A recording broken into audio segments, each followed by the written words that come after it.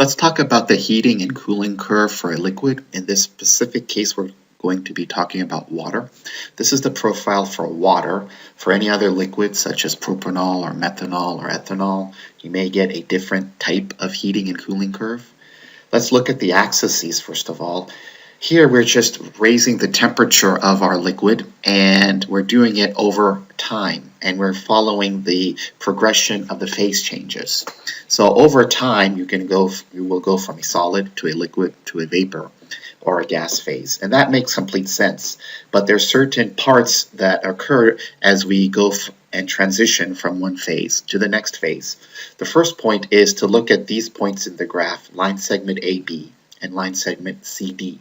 Line segment CD has a slope that's zero, it's horizontal, it's flat, and that represents what is known as a phase change. To go from A to B, you have to increase the temperature, but the temperature actually, as you're increasing the temperature, really doesn't rise up.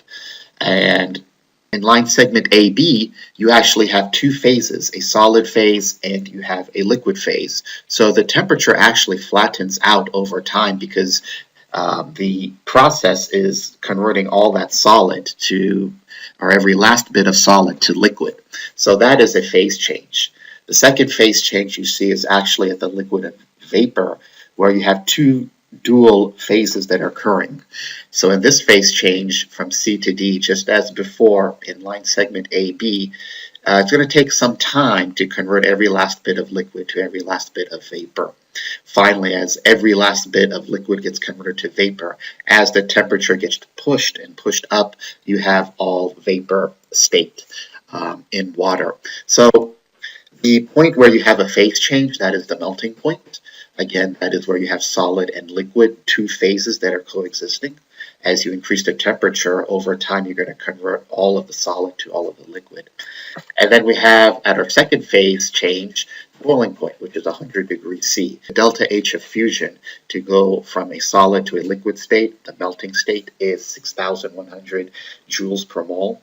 And the phase change, or the energy required to convert all liquid to vapor, the delta H of vaporization, is 41,000 kilojoules per mole. Now realize this is for 1 mole of a substance. So let's go over a problem where we actually compute the energy required to convert water from minus 14 degrees to 182 degrees, overcoming two phase changes, the delta H of fusion and the delta H of vaporization.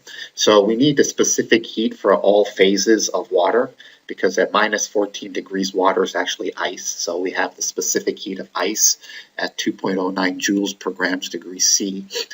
And then as we go and progress from the phase change to liquid water, we need the specific heat of liquid water. In this case, that's 4.184 joules per grams degree C. And then as we overcome the liquid phase and go to the vapor phase or the gas phase or the steam phase, we need the specific heat capacity of steam. And in that case, that constant is 1.99 joules grams per degree C. So let's go over our heating and cooling curve one more time. We're asked to figure out the heat Q required to be inputted to the system to go from minus 14 degrees solid water to 182 degrees C vapor water. I'd like to make a point now on the directionality of the heating and cooling curve. Since we're going from minus 14 to 182 degrees C, we are heating the sample, so we're inputting heat or energy to the system. So our value in kilojoules is going to be positive. Now, if we're going to go the opposite direction and have a cooling curve, that is, if we're going to go in this direction and lower the temperature, then we are actually releasing heat to the surroundings. In that scenario, the heat Q is going to be negative. So if we're raising the temperature, that's an input of energy, and that means our heat is going to be positive. If we are cooling or lowering the temperature, we are releasing heat, the corresponding energy sign will be negative. So minus 14 degrees to 182 degrees, we have to split this heat and partition it into 5 different phases. So the first phase is going from minus 14 degrees C to 0 degrees C. That is where water is in the state of ice, so that's solid ice, and we can use Q equals mc delta T, where C will be the heat capacity of ice, which is 2.09 joules per gram degree C. Once we reach 0 degrees C, then we have to overcome the phase change. That is our temperature input must overcome that. And for 1 mole of water, though we don't have 1 mole, we have 346 grams. For 1 mole of water, that's about 6,000 joules. So the energy must be inputted to overcome the phase change.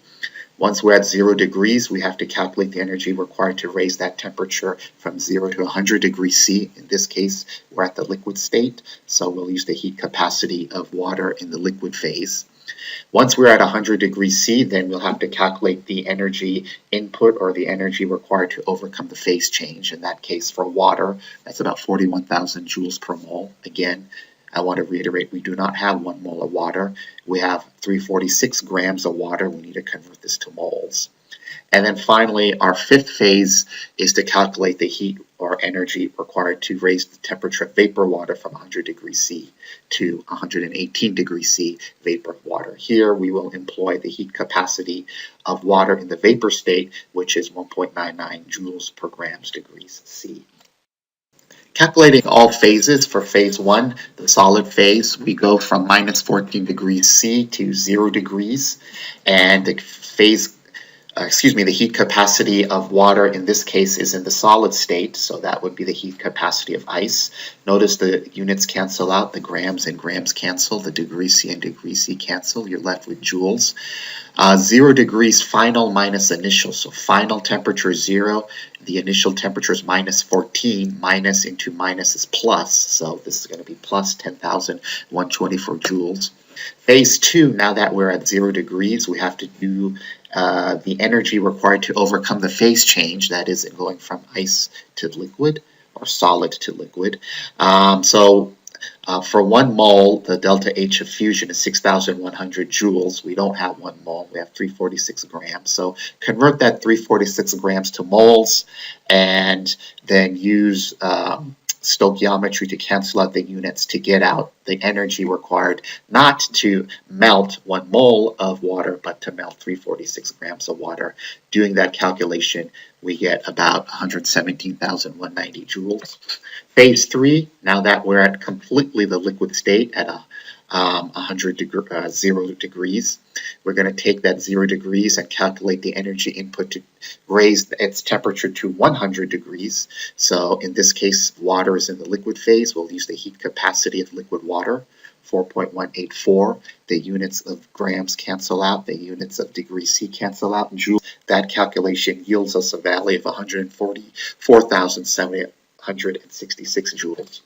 Phase 4, now that we're at 100 degrees, we have to overcome the phase change. So the phase change is the energy required to convert all that liquid to gas or steam or vapor. So for 1 mole of water, the delta H of vaporization is 41,000 joules. We do not have 1 mole of water. We have 346 grams of water. We convert it to moles, and using stoichiometry, we can calculate how much energy is required to overcome and vaporize 346 grams, and that energy in joules is about 787,674 joules. Our final phase is where we are at 100 degrees C and we want to convert it to the final temperature as required in the problem, which is 182 degrees C. We're both at the vapor phase or steam phase, so we can use Q equals mc delta T. In this case, our heat capacity is going to be that of water in the steam phase, which is 1.99 joules per grams degree C. Our final temperature is 182 degrees. Our initial temperature is 100 degrees C. Our units cancel out, and we will get our final units in joules, so that value is about 56,460 joules. Now all we have to do is add up the heat from all the phases. We have 5 phases. Phase 1, which as you remember is going from minus 14 to 0 degrees. We have phase 2, which is the phase change, the delta H of fusion, or the heat of fusion. Phase 3 is going from 0 degrees to 100 degrees. Phase 4 is the phase change, the delta H of vaporization, which is converting all the liquid water to all vapor water or steam water. And then the fifth phase is converting the steam water that we have at 100 degrees to our final temperature, 182 degrees. These are all the heats in joules that are necessary at all of the phases. We add up all of the joules and we get about 1,116,214 joules. Probably easier and more convenient to just stipulate the answer in kilojoules. So to do that, we divide by 1,000 and we get about 1,116 kilojoules. So it takes 1,116 kilojoules, 1,116 kilojoules to convert water from minus 14 degrees to 182 degrees C. If we were to cool water from 182 degrees C to minus 14 degrees C, the cooling would be the exact reverse of the heating, and the value would be minus 1,116 kilojoules. Since we are heating, the answer is going to be positive 1,116 kilojoules. So the sign changes if depending upon whether you're heating, as we're doing in this problem, or cooling.